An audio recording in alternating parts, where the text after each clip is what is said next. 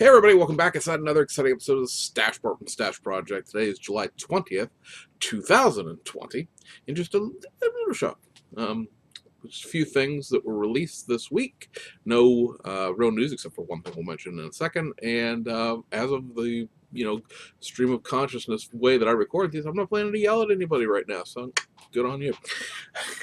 So the one sort of announcement that I think will be of interest to people would be the fact that Studio 27 has announced this morning that they are going to be doing one of their pre-cut carbon fiber decal sheets for the new-ish, because it's a couple of months old at this point, but the new Tamiya Ford Mustang GT4 race car. So this is something I know a lot of us who build race cars look forward to. It means we don't have to template up our own carbon fiber.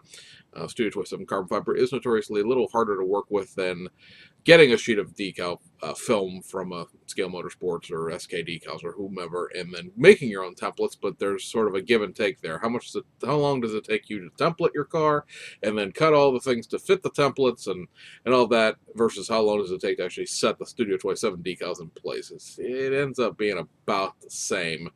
And one of the things Studio 27 has always had sort of going for it is that they use a variety of carbon fiber weaves that are a little more prototypically correct than just covering a car in the one sheet of carbon fiber that you happen to have.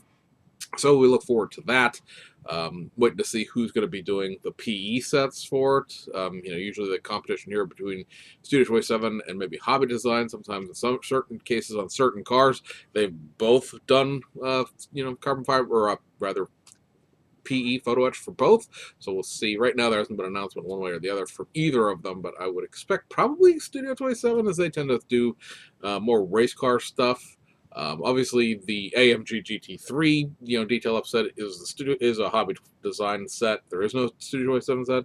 Maybe they all sit down in a dark back room somewhere and hash all this out in advance, but as is right now, there hasn't been any announcements, but those would probably be the two most expected suspects in terms of suppliers. So there are no kit announcements this week. It's been a quiet week getting towards the end of the month here. Now we're more concerned with kit releases than we are announcing anything. Probably the end of the beginning of next month before we see any more kit announcements per se. There are currently, as it stands here, 7 more kits in Japan to come out, and then we have a good chunk of the domestic things to release this month as well. So next week's video, I would expect, will probably have a fairly decent chunk of this, plus of course the first week of August always has sort of that cleanup week as we catch up. Although I do think this week, right, this is 31st, is a Friday. There's 5 Fridays this month, which I always like to call, yeah, it's a 5 paycheck month. With the week sort of going all the way out to the end of the month like it does, there's not really so much cleanup. I mean, the August videos, the compilation video and the first video of August, will be 2 big chunky videos, and that'll pretty much clean up the end of July, since it won't be 2 days and then we go into the next month kind of thing. So at any rate, that's sort of mindless babbling. I'm talking out loud about my own video schedules there, but at any rate, let's talk about the releases for this week's show. We got a couple of things on the domestic side, a couple of things overseas. So on the domestic side, from round 2, saw the release of unfortunately of the 65 Pontiac GTO. This does include obviously new decals, the pad printed tires, and the optional mag wheels, which, as Mark Taylor was kind enough to point out when I said torque thrusty things the other day, because Hurst was in there somewhere but not to be found.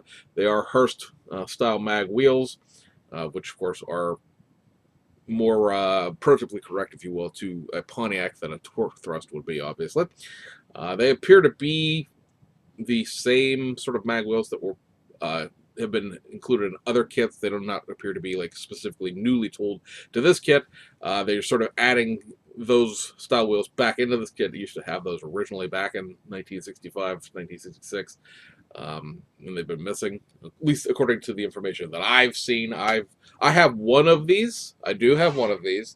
I got it in like a clump of kits I bought off a friend. He was selling a bunch of stuff, and he had things packaged into lots. And somewhere, it's on the bottom of that thing over there.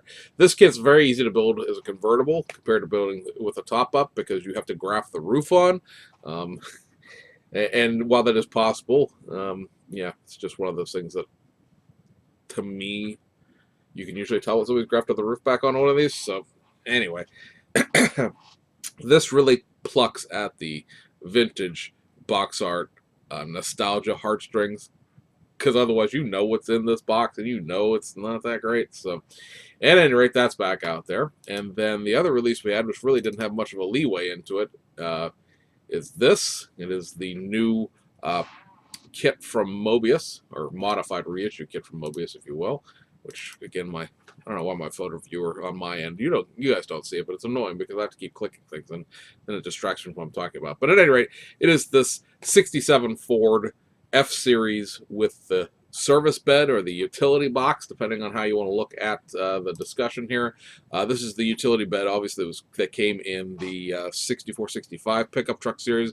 Off the top of my head, I can't remember which one it is right now. I think it's the 65.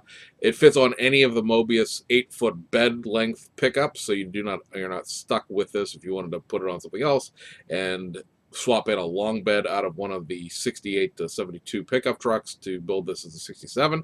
That is possible.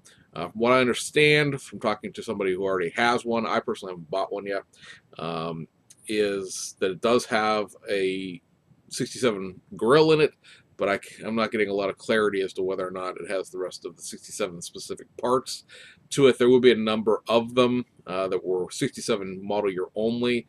The one thing we do know going into this kit without ever seeing the inside of it was that those parts were not originally tooled with the first 5 of those 68 to 72 pickup truck kits. So they would have had to have tooled them up separately since then. And it appears that they have tooled up a grill.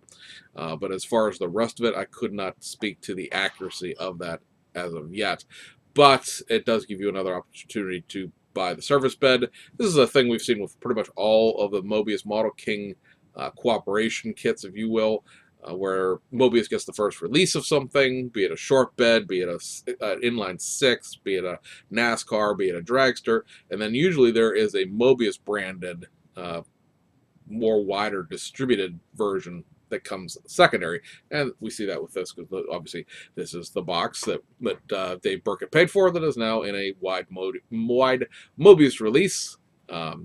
And yeah, if you're interested in that, that is in stock and out there.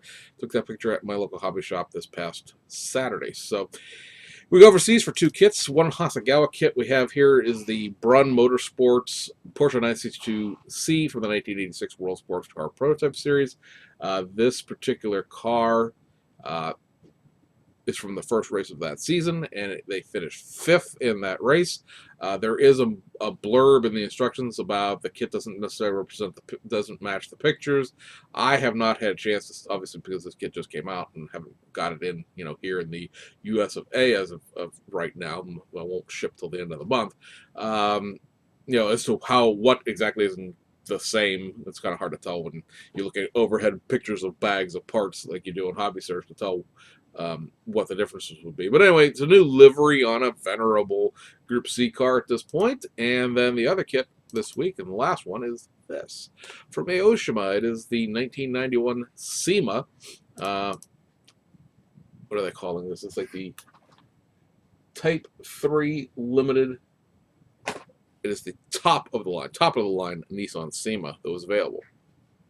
So this kit has some aero parts, some low-down parts, 2 sets of wheels. It gives you the earlier style and the later style, because the SEMA in this body style ran from 91 to 95. It gives you the early style and the later style wheels, so you do have the option to sort of build it early or late. There's no real facelift in that 4-year period where there's anything specifically different between the two, so it's sort of one size fits all in that way. There's no, there are 2 grills in here. One's just a custom grill for sort of the lowrider aero package rather than it is a different grill. So the body style ran the same way the whole way through. But it is nice to get you sort of those 2 different sets of wheels, because if you really wanted to be, pickily specific about it, then you have the ability to have the wheels for either of those options that were available. And that, guys, wraps this one up. So again, looking forward to the carbon fiber for the Mustangs. And seeing who's going to do the PE for it. It'll be something that I want to get in prior to building in either of the ones that I have. And also, I think I probably need another one. I know, it's a shock. I need another race car. But, I have the plans to do the Volt car. And I believe, if I read right this morning, the blue stuff decals from France are available from them. Now, getting them here remains to be seen. I have not seen them pop up in any other vendors' websites as of yet, but in terms of getting them from another country. France's mail system seems to be still pretty affected by coronavirus. Talking to the folks over in Spain, they're having difficulty getting mail from France to Spain, which, I mean, they're literally connected to one another, so that should tell you something. And be like, oh, hey, we can't get mail from Idaho in Wyoming. What? They're literally beside each other. At any rate, those decals will be coming out, for everyone eventually, but I believe they are out now. Again, if you happen to live in the EU, it's a solution there. And then I want to build both of the liveries that Diego is doing, the ones that we talked about last week that are out, and then he has another set planned that I don't believe I'm free to talk about as of yet, but there's another set coming as well.